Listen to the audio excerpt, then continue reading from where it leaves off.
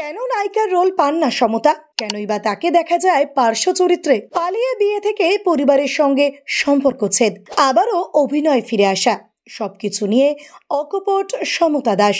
অভিনেত্রী সমতা দাস টেলি দুনিয়ায় বেশ পরিচিত একজন মানুষ।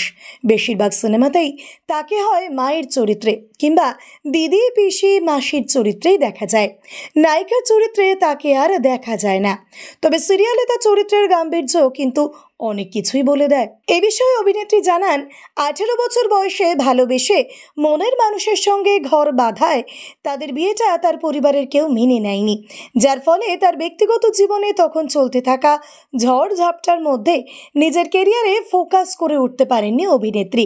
তারপর যখন ফিরে এলেন তখন অনেকটা দেরি হয়ে গিয়েছে। শরীরটাও আগের মতন আর ধরে রাখতে পারেননি তিনি। সন্তান হওয়া, শরীরের ভাঙা গড়া নিয়ে এখন এভাবেই নিজেকে দেখতে অভ্যস্ত হয়ে গিয়েছেন। তার কথায় হয়তো তার নিজের দোষেই আগের জায়গাটা হারিয়েছেন তিনি। তবে কোনো কিছু নিয়েই আর আক্ষেপ নেই অভিনেত্রীর।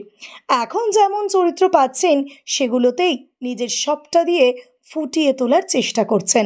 সম্প্রতি সময় তাকে দেখা যাবে স্টার জলসার চির সখা ধারাবাহিকে। অন্তত ধারাবাহিকের দেখানো এক প্রোমোতে তাই দেখা গিয়েছে। তবে এখানে তার চরিত্রটা যে খুব একটা সুবিধার হবে না তাও বোঝা গিয়েছে। এ বিষয়ে অভিনেত্রীর বক্তব্য, 20 বছরের কেরিয়ারে অনেক চরিত্রেই কাজ করেছেন।